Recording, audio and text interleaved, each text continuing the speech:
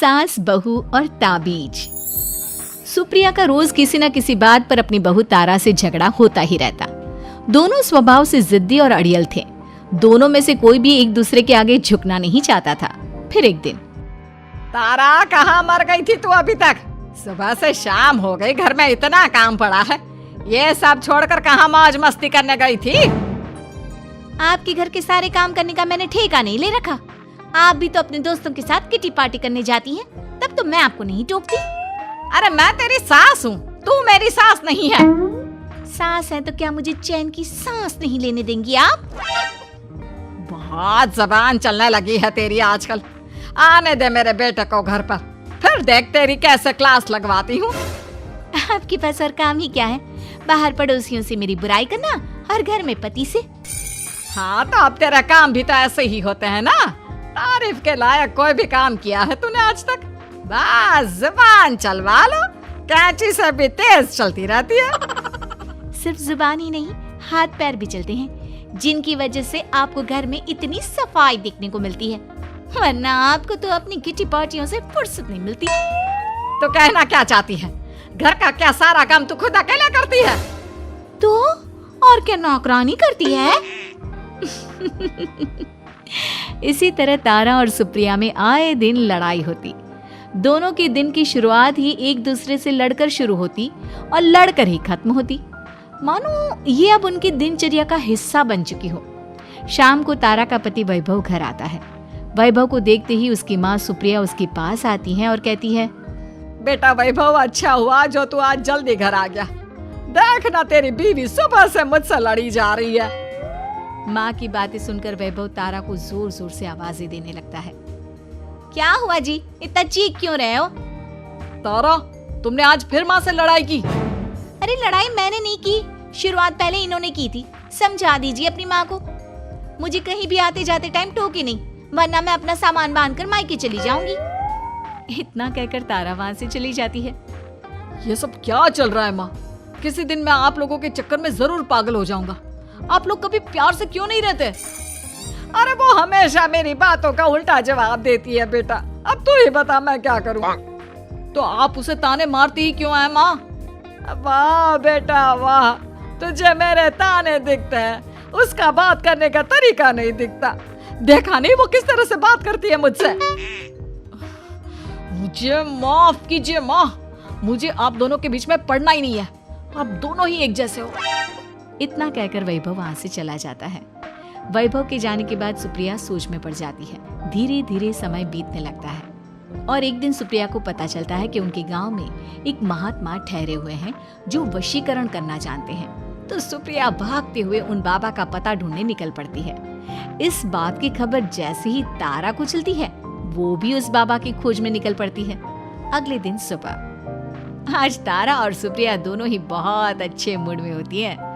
ना सुप्रिया तारा को देखकर कोई ताना मारती है, ना तारा अपनी सास से बेवजह उलझती है। दोनों मिल बांट कर रसोई में काम करती हैं। भाई तारा, जरा मुझे वो चाय पत्ती पकड़ाना। ये लीजिए माँ जी, क्या आप मेरे लिए भी चाय बना देंगी? अरे हाँ हाँ, क्यों नहीं। इसी तरह दिन बीतते हैं और दोनों का रिश्ता भी निखरने लगता है। ऐसे ही देखते 3 महीने बीत जाते हैं। आजकल ये मैं क्या देख रहा हूँ? अचानक आप दोनों के बीच इतना प्यार कैसे हो गया? एक दिन था जब कभी माँ आप तारा को ताने देते देते नहीं थकती थी, और तारा तुम पहले तो कितना उलझती थी माँ से, तो अब ये अचानक क्या हो गया आप दोनों को? अरे यह सब तो एक बाबा का कमाल है, जिसने मुझे ये ताबीज दिया था। सुप्रिया के हाथ में बंधा ताबीज देखकर तारा चौंक जाती है। ये ताबीज तो उस बाबा ने मुझे भी दिया था, आपको अपने वश में करने के लिए। इसका मतलब तू भी उस बाबा से मिलने गई थी? आपकी हरकतों की वजह से ही मुझे जाना पड़ा था। ये सब क्या चल रहा है? मुझे तो आप लोगों की कोई भी बात समझ में नहीं आ रही। सुप्रिया वैभव को सारी बात बताते हुए कहती है, अरे जैसे ही मुझे पता चला कि हमारे गांव में जाने माने तांत्रिक बाबा आए हुए हैं जो वशीकरण करना जानते हैं, तो मैं बिना देरी किए उनके पास चली गई और बहू को अपने वश में करने की इच्छा उनके सामने रखी, जिससे ये मेरी हर बात माने। बाबा, मैं अपनी बहू से बहुत दुखी हो चुकी हूँ। वो मेरी एक बात नहीं मानती। आप कुछ ऐसा कीजिए बाबा जिससे मेरी बहू मेरी हर बात मानने लगे। पहले आप मुझे अच्छे से बताइए, आपको अपनी बहू से आखिर परेशानी क्या है? बाबा वो मुझसे कभी प्यार से बात नहीं करती। मैं उसे एक बात सुनाती हूँ तो वो पलट कर 4 बातें सुनाती है। आप कुछ ऐसा कीजिए ना जिससे मेरी बहू सारी बातें मानने लगे।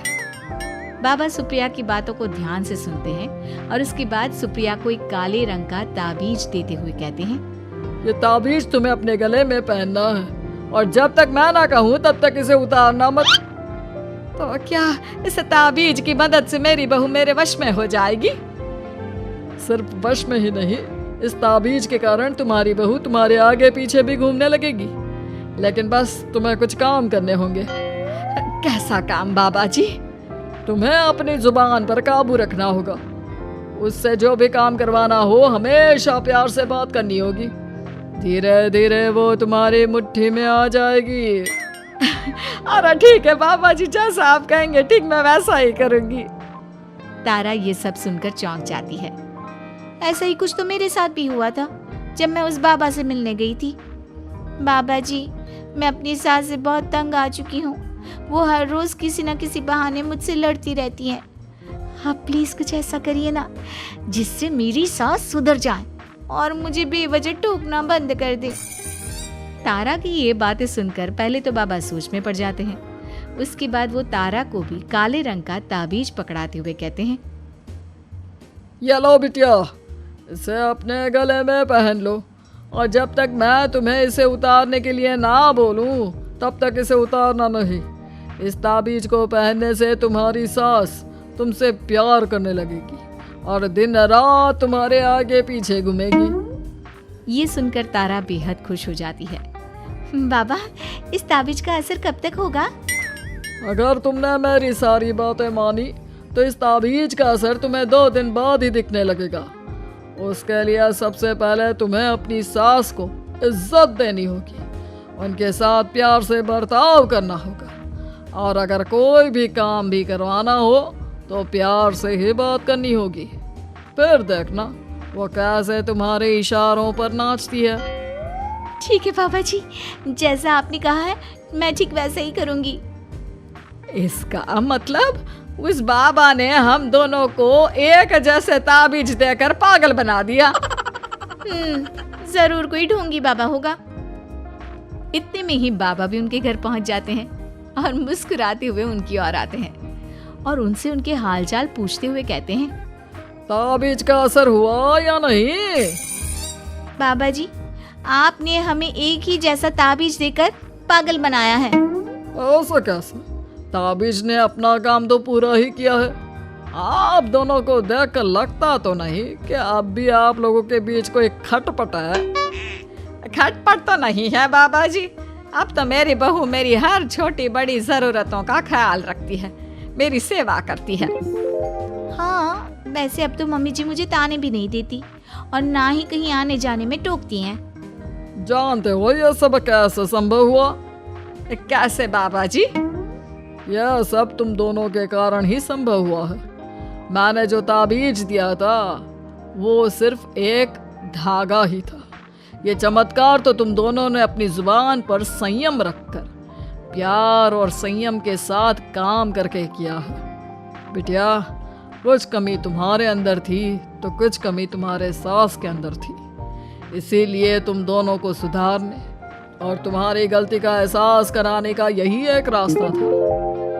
बाबा की ये सारी बातें सुनकर सुप्रिया और तारा एक दूसरे की ओर देखने लगते हैं। अब उन दोनों को अपनी गलती का एहसास होता है। शायद आप सही कह रहे हैं बाबा। मैंने कभी अपनी बहू को समझने की कोशिश ही नहीं की। मैंने भी तो कभी आपकी उम्र और ओहदे का लिहाज नहीं किया और जो जब मन में आया बोलती चली गई। हो सके तो मुझे माफ कर देना मम्मी जी। चलो फिर, अगर सब ठीक ही हो गया है तो बाबा जी अब आप भी वापस अर्जुन बन जाइए। वैभव की बात पर बाबा अपनी नकली दाढ़ी हटाते हैं तो उसे देखकर सास बहू हैरान रह जाती हैं। अरे अर्जुन भैया, आप? हाँ भाभी, आप दोनों के रोज रोज वाले झगड़ों से परेशान होकर एक दिन मेरे इस दोस्त ने एक प्लान बनाया और मेरी मदद मांगी, तो मैं इनकार कैसे कर सकता था। और देखिए आज उसका नतीजा हम सबके सामने है। सब जोर जोर से हंसने लगते हैं।